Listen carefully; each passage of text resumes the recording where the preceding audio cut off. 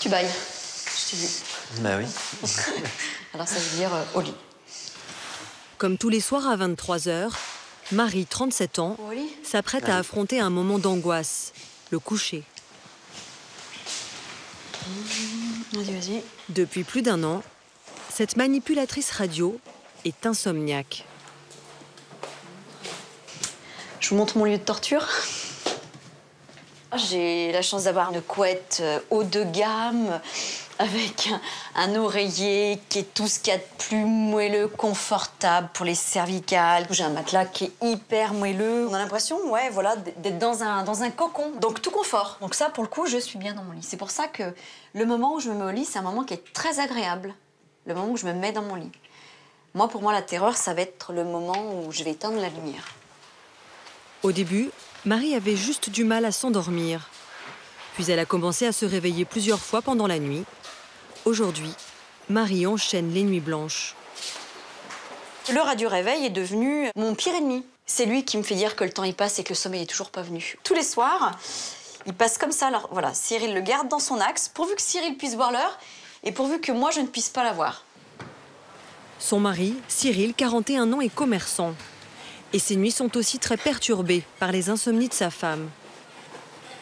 Si jamais elle s'endort avant moi, ça me met une pression énorme de ne pas la réveiller. Donc je peux plus bouger, je ne peux plus respirer, je ne peux plus me lever.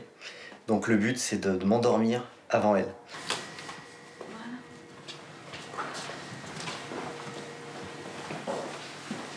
Je vous dis bonne nuit. À demain.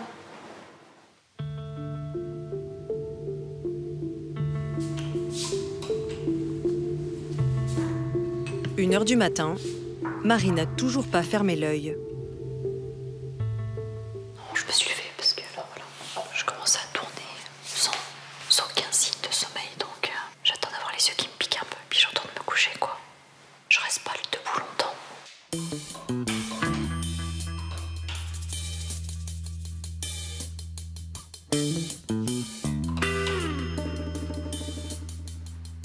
Bientôt 3 h.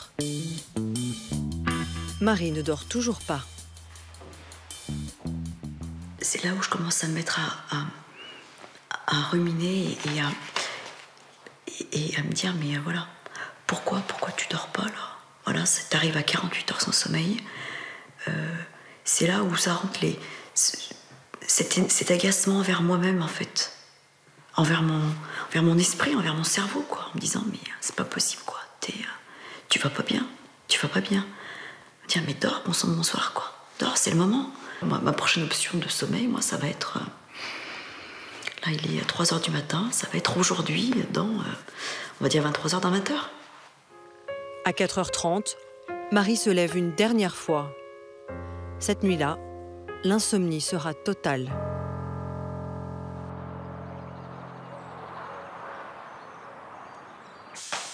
Le lendemain, ou plutôt quelques heures plus tard, Marie porte les stigmates de la nuit.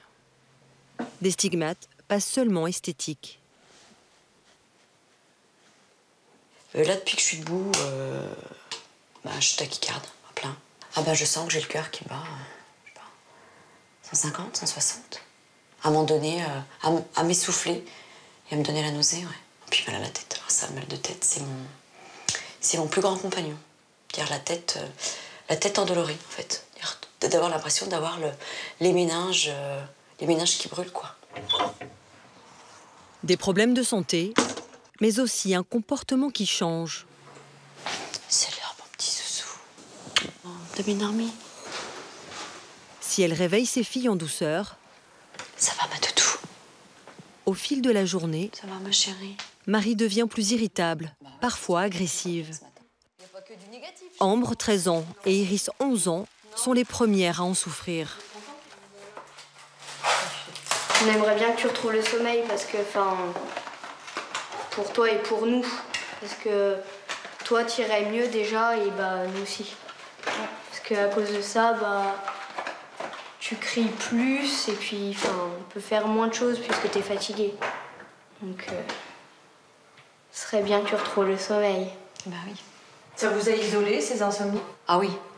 Avec mon mari, on faisait énormément de énormément de restaurants, on voyait du monde, on invitait du monde, on était invité chez les gens et je me rends compte que j'ai même plus l'envie en fait.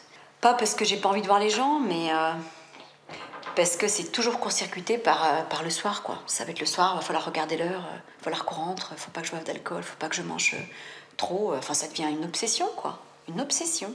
Même si elle crie Marie un peu, ignore la qu'elle cause a de ses insomnies et est encore sans solution pour les régler. À bout de force, elle est en arrêt de travail depuis 1 mois. Comme elle, un Français sur 3 souffre de troubles du sommeil. Et les retentissements dans la vie professionnelle sont parfois très violents.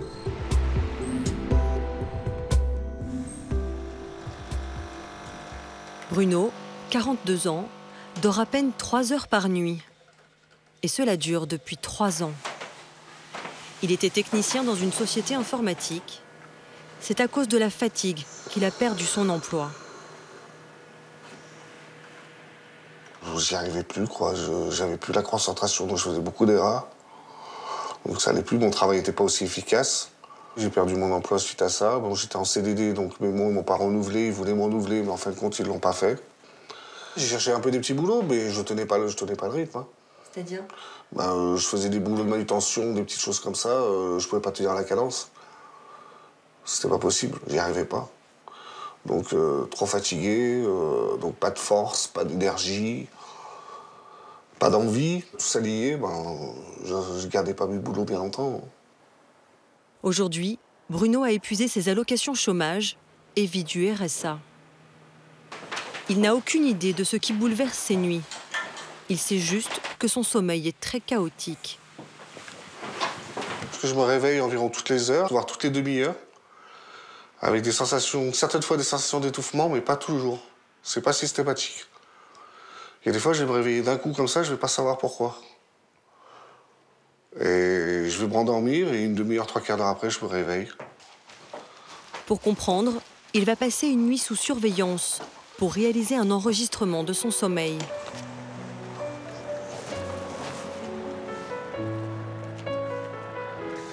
C'est Julien, un ami, qui le conduit au rendez-vous. Bruno, lui, ne s'en sent plus capable. Je m'endors au volant, donc je peux pas conduire, j'arrive pas à tenir plus d'une demi-heure, 3/4 d'heure au volant, je pique du nez. Vous avez eu des accidents? Non, jamais, non. À mon âge, être dépendant, c'est très compliqué. J'espère ne pas l'être toute ma vie. Voilà, pour l'instant, je fais avec. Mais c'est franchement pas évident. L'examen va se dérouler dans cette clinique spécialisée, ce que l'on appelle un centre du sommeil. Bonsoir monsieur. Bonsoir. Eh bien, bienvenue dans le Merci. service. Allez-y, je vous en prie, monsieur. Entrez donc. On va mettre un petit peu d'éclairage. Voilà notre chambre. Ah, super. Voilà, je laisse poser La votre pièce est bagage. volontairement décorée comme une chambre d'hôtel. De la chambre. Les patients doivent se sentir le mieux possible pour l'enregistrement. Installez-vous. Voilà.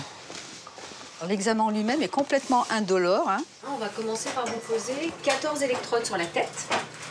Et oui, pour enregistrer tout ce qui est les stades du sommeil. Voir un peu l'architecture du sommeil.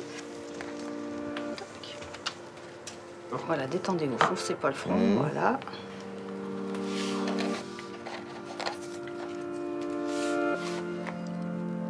Ça fait longtemps que vous avez tous ces signes? 3 ans. Oui, il était temps de venir chez nous. Vous allez retourner en chambre avec ma collègue. C'est tout bon? Allez, c'est parti. En tout, Bruno porte 24 capteurs sur le corps. Il va être filmé pendant son sommeil et sa respiration sera enregistrée toute la nuit. Je vous avance un petit micro pour enregistrer les ronflements. Et ben voilà. On a rajouté pas mal de... Ça, on dort. Avec ça, vous arrivez à dormir. Faut essayer. Voilà, vous êtes tellement fatigué que vous allez dormir. Pas convaincu, non, vraiment pas. C'est vrai qu'il y a beaucoup de capteurs qui peuvent gêner.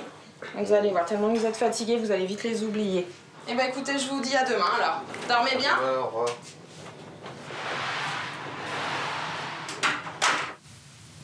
Bruno s'endort Et comme chaque nuit, il se met à ronfler très bruyamment.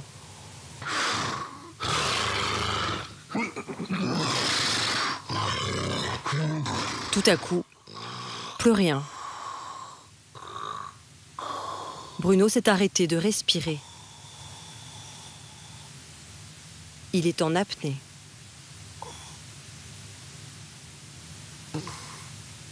Cela va durer ainsi 26 secondes avant qu'il ne reprenne sa respiration dans la douleur.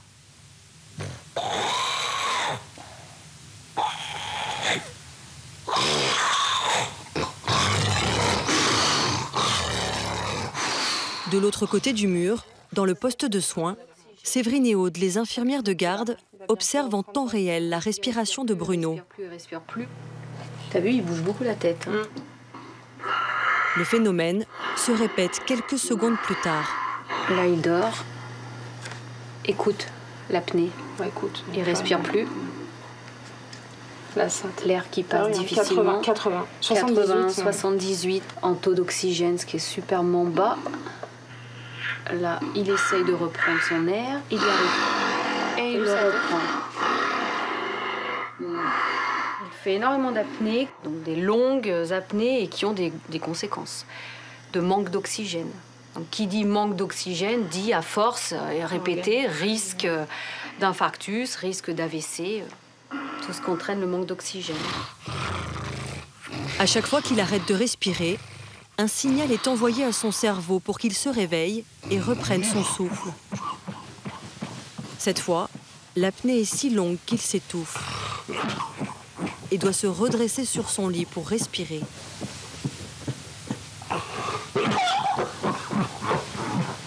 Mais le plus souvent, Bruno n'a même pas conscience de ses réveils. Ce sont ces apnées à répétition qui l'ont épuisé. Ce monsieur, on ne l'a pas encore calculé, mais à vue de nez, il doit être sur du 50-60 apnées par heure, ce qui veut dire 50 à 60 fois réveillé. Multiplié par le nombre d'heures de sommeil, c'est quelqu'un, quand je dis le marathon, oui, c'est l'expression qu'on utilise nous les soignants, parce que c'est vraiment un marathon sur la nuit.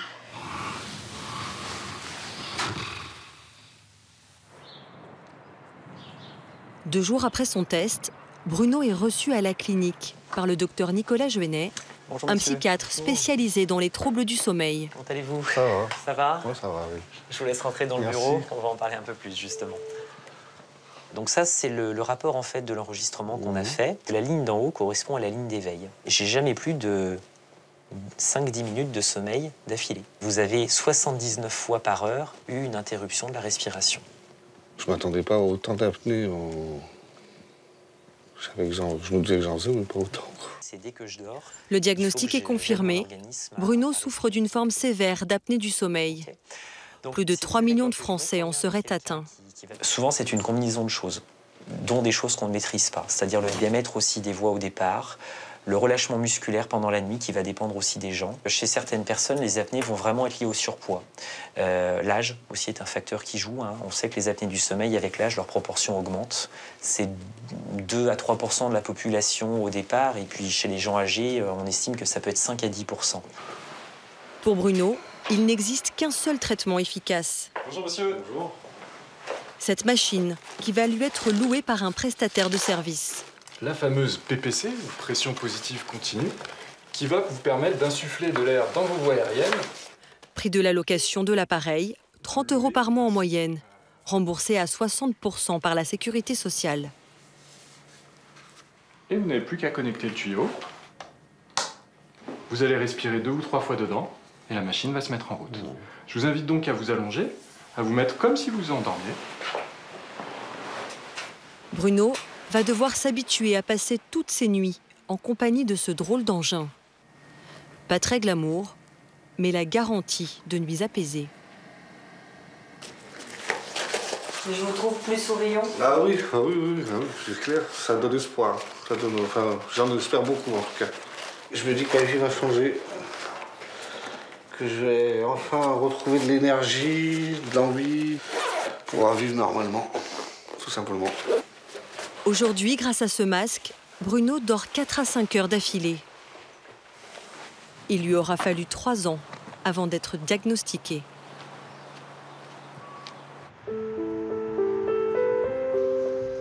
Guenièvre, elle, a mis 6 ans pour trouver le mal dont elle souffrait. Le problème de cette femme de 44 ans n'est pas de trouver le sommeil. Ce serait même plutôt le contraire. Il faut que je reste éveillée. Plus je fais de choses et plus je suis debout à faire des choses, à bouger avec mes mains et à bouger mon corps, et ben, moi j'ai de chance de m'endormir. Dès que je suis au calme, dans une position calme, et ben, je prends le risque de m'endormir. Donc j'ai la tablette et je me suis mise au tricot aussi le soir. Ça vous est déjà arrivé de vous endormir et de rater votre arrêt? Oui, ça m'arrive assez régulièrement. Guenièvre est narcoleptique.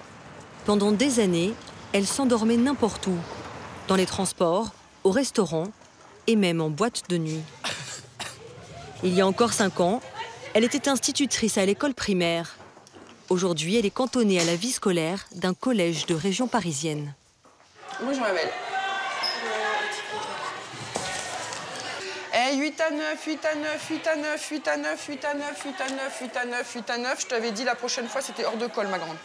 C'est pas sérieux. L'éducation nationale l'a écartée des classes car sa narcolepsie est associée à des crises de cataplexie. Bonjour, Roxane. Lorsque Guenièvre ressent une émotion, bonne ou mauvaise, cela entraîne une chute brutale de son tonus musculaire.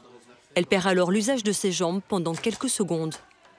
Une fois, j'ai descendu ma classe en récréation et c'était un escalier en carrelage et il y a une petite fille qui est tombée. Donc j'ai eu une émotion, j'ai voulu la rattraper, j'ai réussi à la rattraper, mais je suis tombée moi-même. Et c'est là en fait que je me suis rendu compte que oui, je peux être un danger à l'extérieur de ma classe, quand je suis dans les escaliers, quand je suis dans la rue. Si jamais j'ai un enfant qui traverse n'importe comment pour une raison X ou Y, je vais avoir une émotion, je vais avoir peur et je suis pas sûre de pouvoir réagir correctement. La narcolepsie se déclenche le plus souvent à l'adolescence ou suite à un choc émotionnel. Pour Guenièvre, c'était à la naissance de son fils. Elle avait tout juste 30 ans. Depuis, son sommeil est devenu totalement anarchique. Son cerveau lui donne l'ordre de s'endormir, puis de se réveiller tous les 3 quarts d'heure, de jour comme de nuit. Seul moyen pour l'aider à réguler son sommeil, prendre des médicaments très puissants. Les cachets, c'est pour que je puisse rester éveillée toute la journée, sans fatigue, en ayant toujours le cerveau qui fonctionne. Et donc le médecin m'avait expliqué que c'est ce qu'on donnait aux soldats quand ils devaient partir en guerre pendant 3 jours, ils ne pouvaient pas dormir. Il faut quand même qu'ils puissent réfléchir normalement.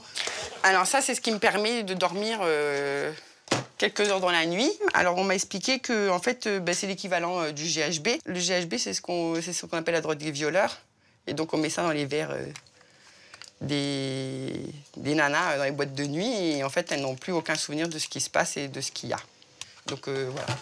Un traitement qu'elle doit prendre scrupuleusement si elle veut éviter un autre symptôme de la narcolepsie. J'ai des hallucinations auditives ou visuelles et il m'arrive de faire tout et n'importe quoi. Par exemple, à un moment donné, j'avais envie de... C'était la nuit, et puis comme je mange très mal, et j'avais faim et donc je me suis mise à découper mes chaises parce que je crois que c'était des pizzas. Et donc, il a fallu que je refasse la couverture de mes chaises. Une fois aussi, je me suis fait des mouillettes avec une éponge. Donc, c'est vrai que j'en rigole. Les gens me disent que c'est dangereux, mais moi, j'en rigole. Une fois par mois, Guenièvre a rendez-vous à l'hôpital pour renouveler son traitement. Pour s'y rendre, elle doit affronter 30 minutes de bus sans s'endormir. Plus je suis dans une situation où je suis au chaud, je suis assise, je suis au calme, mais je n'ai rien à faire, et plus je prends le risque de m'endormir. Et quand vous vous endormez, que je suis censée vous réveiller, qu'est-ce que je dois faire? Il ne faut pas me laisser dormir parce que je ne suis pas fatiguée. C'est simplement, ça s'est éteint et donc je ne m'endors pas parce que je suis fatiguée. Donc oui, il ne faut pas me laisser dormir. La veille, elle a dormi 6 heures, ce qui pour elle est une nuit correcte. Pourtant, elle va s'endormir en moins de 5 minutes.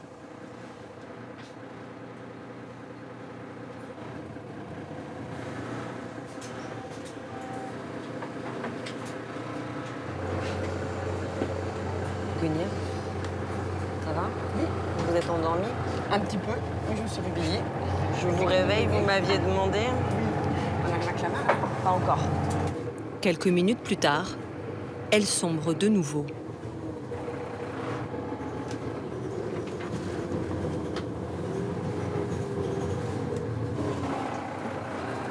Guenièvre, vous êtes encore endormie?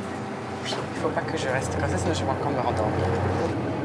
Une fois dans le métro, je me suis endormie, je suis tombée de mon siège et j'ai pas senti que je tombais. Et donc là, les gens, ils me regardaient tous avec des yeux du genre, qu'est-ce que c'est que cette folle?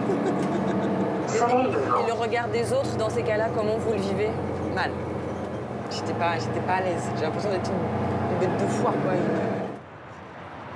Guenièvre est suivie à l'hôpital Antoine Béclair de Clamart par le docteur Gabriel Roissmann, responsable de l'unité sommeil. Alors, Madame Guérif, comment ça va? Ça va. La narcolepsie est une maladie rare, parfois héréditaire, qui touche 30 000 personnes en France. À ce jour, elle ne se guérit pas. Souvent. Mais c'est moi qu'avant le traitement. Oui, largement. Les nouveaux traitements, vous l'avez commencé quand? Seuls ces médicaments très puissants peuvent l'aider à atténuer les symptômes. Quand je saurai de quoi il s'agit, d'accord? C'est un médicament classé dans les stupéfiants. D'accord? C'est une molécule connue depuis très très longtemps, mais dans les dernières années, on s'est rendu compte qu'elle est efficace et sur la qualité du sommeil, et sur la somnolence diurne, et notamment sur les crises de cataplexie. L'ordonnance n'est valable que pour 28 jours. Et bonne journée. Au mois prochain. Au mois prochain. Et les médicaments ne se trouvent pas en pharmacie. Guenièvre retire ses produits à l'officine de l'hôpital, seul endroit habilité à les délivrer. Au revoir, bonne journée. Au revoir, bonne journée. Merci. Malheureusement, les traitements ne parviennent pas toujours à résoudre les troubles du sommeil.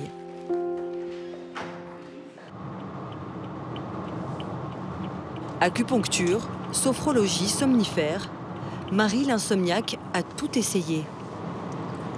En ce moment, elle consulte un psychiatre.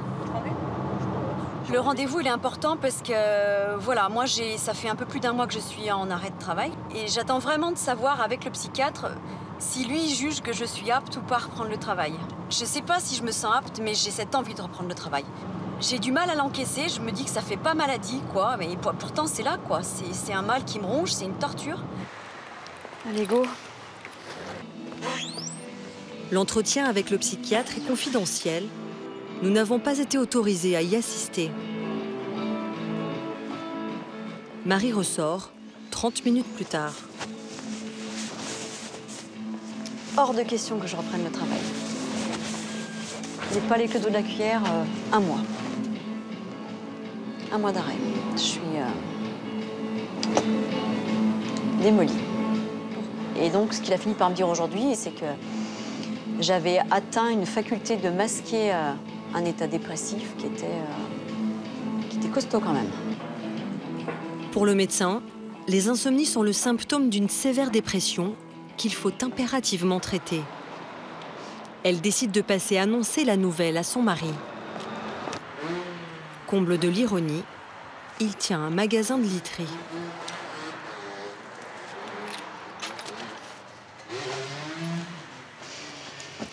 Ça va? Je ne vais plus t'appeler avant. Et alors, qu'est-ce qu'il t'a dit? Il m'aurait arrêté pour 3 semaines. Non mais t'es réarrêté alors. Ah ouais, non mais là... il veut qu'on se lance sur un antidépresseur. Et toi, psychologiquement, de prendre des antidépresseurs, alors Ah bah ça me déprime. Faut le dire très clairement. Hein. Pendant les premiers jours de traitement, ça va être rock'n'roll, hein, l'ennemi. Hein. Donc il va falloir que tu te Pire maintenant. Cyril tente de dédramatiser. Mais l'angoisse face à la détresse de sa femme est bien réelle. Il n'a pas donné de conseils non, pour l'entourage, non? T'accrocher. Rester spectateur, alors? Mais de continuer à faire ce que tu faisais, à m'aider moralement comme tu le fais et être super comme tu le fais. Comme je lui dis, si t'avais pas été là, moi je sais pas où j'en serais. C'est un sentiment d'impuissance, c'est exactement ça. Un sentiment d'impuissance qui vous rend malheureux. La nuit, elle se réveille, elle vous parle de suicide. C'est des termes qui sont forts. Alors vous allez au travail avec une boule au ventre, en ayant peur de rentrer chez vous le soir et de trouver votre femme pendue après une corde. C'est très dur. Des angoisses, moi d'ailleurs j'en fais des crises d'angoisse. Donc ça a un impact finalement sur toute la famille. Je me sens mieux.